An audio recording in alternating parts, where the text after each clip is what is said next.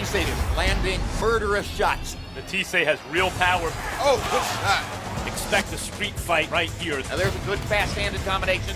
This is what you pay to see. Jorge Linares, he's a fight fan's fighter. Linares is very fast. Mercito Testa stepping in and firing hard. What a fight! These punches are huge. Oh, my bad. I pulled up some clips of the guy who Matthysse is fighting. So let's talk about it. It's going to be on January the 27th, 2018 in the forum on undercard. It's going to be Jorge Linares versus Mercito Gesta. It's the first HBO card of the year.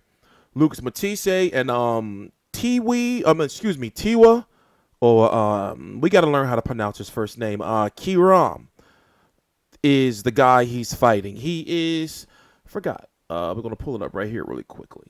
Let's go look at it. We're going to look at some clips in a minute. 38-0 with 28K. It was mostly fought in Thailand. I think all of his fights were, in fact, in Thailand. 25 years old. But here's the thing. When you see the footage I'm about to show you, you'll see that he's huge. Now, right here, his height is not listed. And according to BoxRec, you know, we can't see what he's weighed in at these previous fights. But let's go look at this one right here where he knocks this guy out. Is this the one? Not this one. This was his last fight. Not this one right here, but the last one we're looking at. Let's go right here. And just watch this. And we're going to talk about him. I got a chance to watch all of the fights that are available of his on the internet. And we're going to talk about if he has a chance to beat Matthysse or not, or if he's world championship material. Because before we go on, these guys, Matthysse and Kiram, are fighting for the Lamont Peterson's vacated 147-pound WBA world title. So let me talk about the landscape for those who don't understand. Keith Thurman is the WBC and WBA Super World Champion. Errol Spence, the IBF, Jeff Horn, the WBO. So Keith Thurman, years back, when I interviewed him, said, about 3 years ago, said that when he was the world champion, this was the first title that he had, this title that Lucas Matthysse and Kiram are fighting for, Kiram. He said that when you were the champion, this WBA world champion, it didn't guarantee you a shot at the Super World Championship. So this doesn't mean that the winner of this fight will be the mandatory for Keith Thurman, you know, or whoever may have the title at that time. But who knows? With the WBA, they do whatever they want. And the fact of the matter is this title's not even supposed to be around in the first place. So let's watch this. Please subscribe on TstreeT Controversy. It's TstreeT Controversy Live. In about 30 seconds or so, he's going to knock this guy out. อาศัยจังหวะเย็บซ้ายกระแทกดักไว้นะครับโอ้มีขวาขึ้นมาผมเชื่อเหลือเกินว่าเลยอัน4ไปแล้วต้อง That's him in the yellow.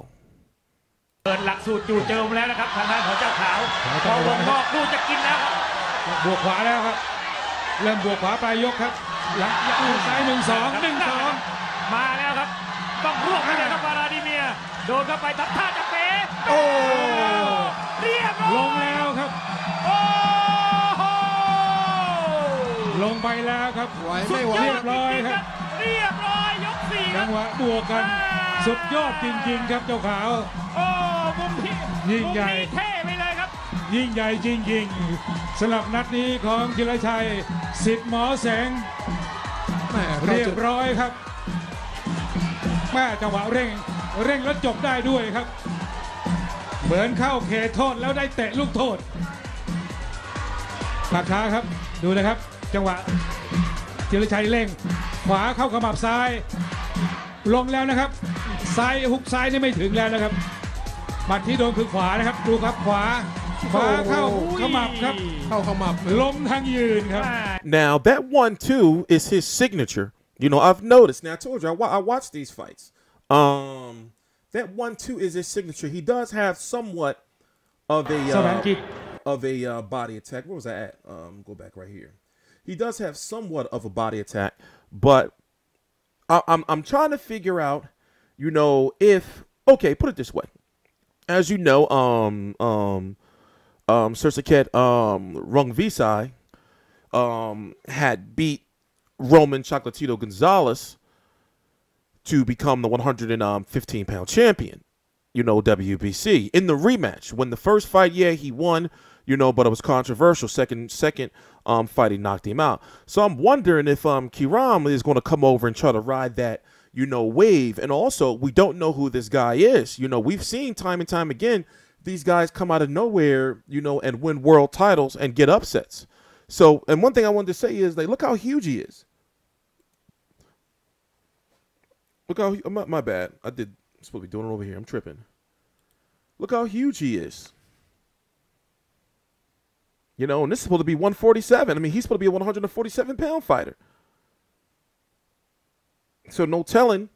Don't be surprised if on fight night you're saying like, damn, this dude is huge. So I guess going forward, it's you're gonna have to go to Daily Motion to watch these fights, but he has a nice, amount of fights out there. But one thing about Matthysse is, let's go look at his resume really quickly. Even though he's been in these wars and he's been on the end of some bad decisions, people say, with Devin Alexander and Zab Judah, for the most part, he's had some issues finding himself after that Victor Postol loss. He disappeared. Remember, this was in 2015. He had beat Ruslan Provodnikov. He was on a little bit of a roll. He had beat Ruslan Provodnikov. He had got this fight with Victor Postol, for the WBC title. Then he lost that fight. A lot of people say, he quit, but whatever the case may be, there was some issue going on with his eye or whatever the case was. He came back, nearly 2 years later fought Emmanuel Taylor. And that's the only fight he had in 2017, and now he's fighting again in 2018. So you have to wonder that if he was to lose to this Kiram guy, that he'll likely retire. Is that his heart is going to be gone. Now at 147 pounds, he's going to be a 147-pound fighter. He's done with 140. He is saying he wants to target guys like Danny Garcia and Keith Thurman and Sean Porter. And I'm wondering, power wise, can he hang with a guy like a Errol Spence? He's at 147. Can Lucas Matthysse hang with a guy like Errol Spence? Can Lucas Matthysse hang with a guy like Sean Porter? Can he take a clean hook from a Keith Thurman and survive? Those are legitimate concerns, especially when you look at this is only going to be his second, somewhat official fight at 147, even though he's fought above the limit, in the past, but as you can see, looking at the resume, he's a small 140-pound, he's going to be on the smaller end of 147-pound fighters, so it's going to be interesting to see, but the fight's going to take place on January the 27th, and of course, you can't forget this, let's go back down memory lane a little bit. On schedule. Amazing performance by Victor Postol. And just to come back to what we said, the obvious antidote is Terrence Crawford. The obvious antidote, and that may not be the antidote, but that is the obvious answer. That's the matchup. That's what we want to see down the road, assuming that 3 weeks from now, Crawford can deal with Barry John. Somewhere down the road, there might be an amazing fight in this division between two tall, rangy athletes, Crawford and Postol. What a phenomenal performance by Victor Postol. My bad. I thought I had it at the right, And remember, at that time, Lucas Matthysse versus Terrence Crawford would have been a big fight. But you're going to see the replay for those who don't remember. And here's a replay of the knockout. Yeah, you see him boxing, moving. I told you he was making Matthysse reach. So when Matthysse reaches right here with his jab, bam, he catches him on the way in with a straight right hand. And at that point, Matthysse had already had enough, Jim. It was just a matter of time. Matthysse was discouraged by having been outboxed. Totally discouraged by it.